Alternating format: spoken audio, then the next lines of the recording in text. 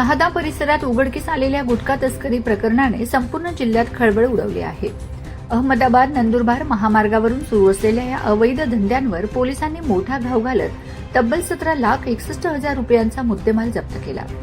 या कारवाईमुळे पोलीस निरीक्षक आणि त्यांच्या डीबी पथकावर सर्वत्र कौतुकाचा वर्षाव होत असून त्यांच्या धाडसी आणि नियोजनबद्ध कामगिरीची जोरदार वाहवाह केली जात आहे.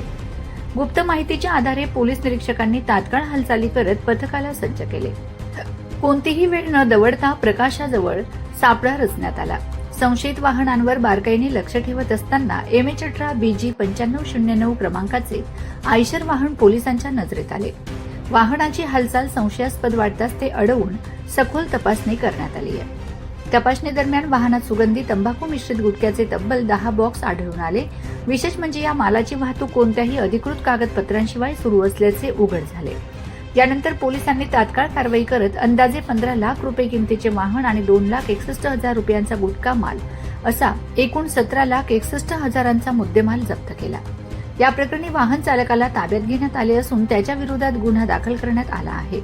सध्या पोलिसांकडून या तस्करी मागील मुख्य सूत्रधार कोण, माल कुठून आला आणि नेमका कुठे पोहोचवला जाणार होता याचा सखोल तपास सुरू आहे. प्राथमिक अंदाजानुसार या प्रकरणामागे मोठे रॅकेट कार्यरत असल्याची शक्यता वर्तवली जात आहे. एकीकडे पोलिसांची धडाकेबाज कारवाई तर दुसरीकडे आतल्या हातांचा शोध, या दोन्ही आघाड्यांवर कठोर पावले उचलली गेली तरच गुटखा माफियांवर पूर्णतः लगाम लागेल.